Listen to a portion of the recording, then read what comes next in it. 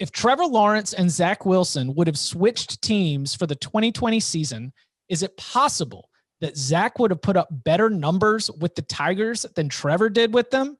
Zach spent the entire year throwing to white dads, and he was missing arguably his best pass catcher in Matt Bushman. What say you? And for the purposes of our discussion, I'd also like to do the full Freaky Friday and put Zach Wilson on Clemson, Trevor Lawrence on BYU. How much do you think the teams impacted the performance of these two likely first-round NFL draft quarterbacks in 2020? Zach Wilson is not putting up better numbers at Clemson than Trevor Lawrence did, period. Yeah. He could if he didn't get COVID, because Trevor That's a Lawrence good point. missed 2 games. True. So yeah. I mean, there's that argument. Remember, I told you guys. I think I told you guys on here. There's going to be one. There's going to be somebody who says the number one quarterback is not Trevor Lawrence. And sure enough, what happened a couple days ago? Chris Sims goes out there and does it. And it's interesting because does he count? Does he work for us? No, he doesn't work for us. NBC Sports with Florio, right? He does Pro Football Talk. So he's like a name in NFL media.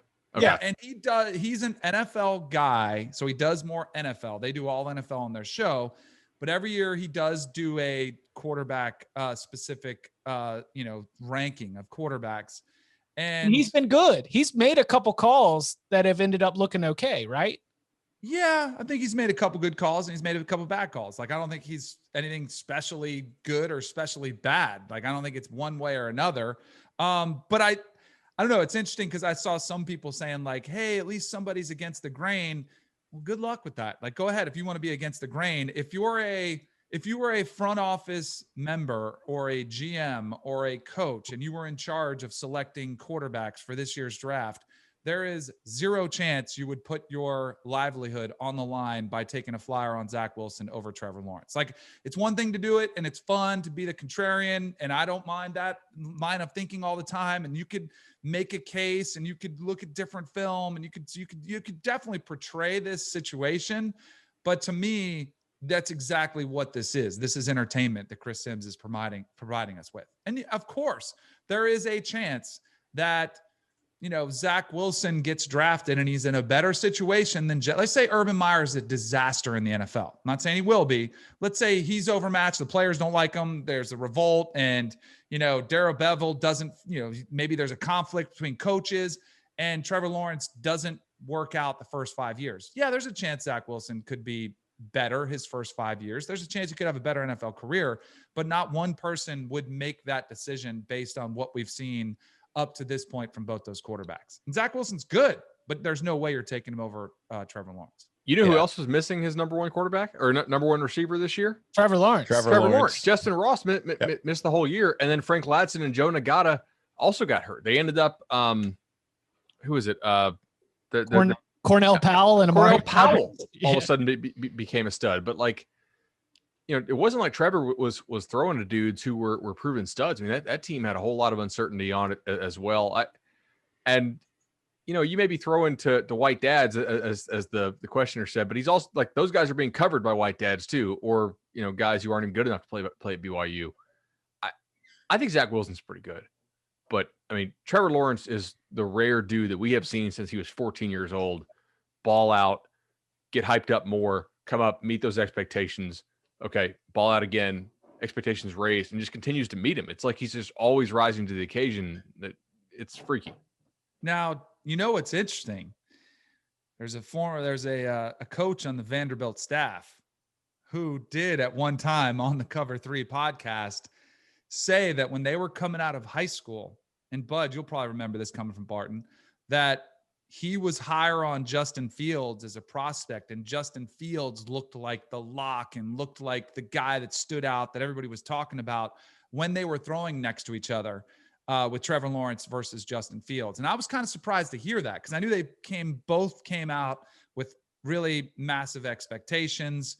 They were both, 5-star guys who were heavily recruited, but I was surprised to hear Barton say that they were. Now you could have late bloomers, you could have guys who develop a little bit more, and maybe Justin Fields had already tapped out and was, already kind of the Justin Fields he is now. Maybe Trevor Lawrence kind of honed in a little bit over the last few years, but I was a little bit surprised to hear that at the time. And he wasn't by any means saying that he would have taken Justin Fields first in an NFL draft, but I thought that was an interesting thought that Barton had here not that long ago. So I will say this. Justin Fields did not finish ahead of Trevor in the final 24/7 Sports rankings. I think he actually moved ahead of him for like a month or so. And that was largely because of what he did that summer, over the camp circuit in the opening finals, in the Elite 11 finals. The guy was just unreal. And a lot of the thinking was, okay, he's just as athletic as Trevor is. He was a baseball guy, and he's coming over to football, like hasn't played nearly as much football as Trevor. I mean, his ascendancy, like his arc was just going, straight up, right? And he did outplay Trevor at the opening finals. Like the guy just didn't miss the throw, and it was big balls and it was touch, and he tested off the charts and had certainly had the look of a guy who's going to be a stud. And I think probably is a stud, but I was more of a Trevor guy, very close, by the way. Like, I mean, just because the track record was okay, this guy has done it and carried his team to states every single year in a good division in Georgia over and over and over again. But like they were both really, really good coming out of high school. Like they would be number one overall players in any other year pretty much. And they just happen to both be in the same year. I'll say this. If Trevor Lawrence is on BYU, they don't lose to Coastal Carolina. No, he doesn't get ragdolled before the half either.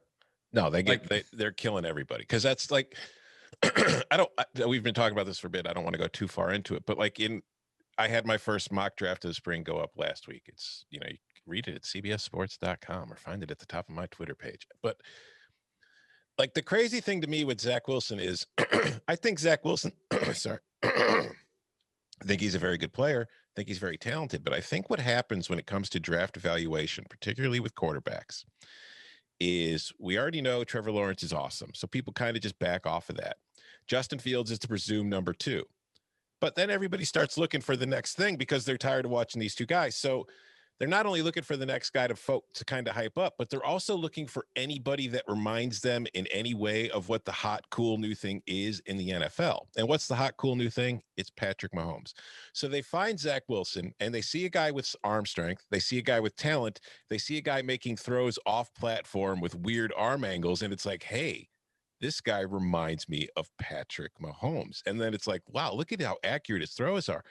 Well, look at how wide open the receivers he's throwing to are at the same time. And it's easy to look a lot more accurate when your target is open by 5 yards than it is when it's in a tight window. So I think Zach Wilson is good. I think we've reached a point where it's crazy that we not only have somebody saying he's better than Trevor Lawrence, I think it's crazy to say he's better than Justin Fields. I think Justin Fields has everything Zach Wilson has, except he's proven he has a very accurate arm, and he's done it against much stiffer competition for years. So it might have been the more controversial take was having Kellen Mond over Justin Fields in Chris Sims' top 5. Like, that's what I'm saying. Take it as entertainment because that's what it is. If you're running a 5-yard slant offense, maybe Kellen Mond is more valuable than Justin But they got what Fields. they wanted out of it because we're talking about it. Mm-hmm.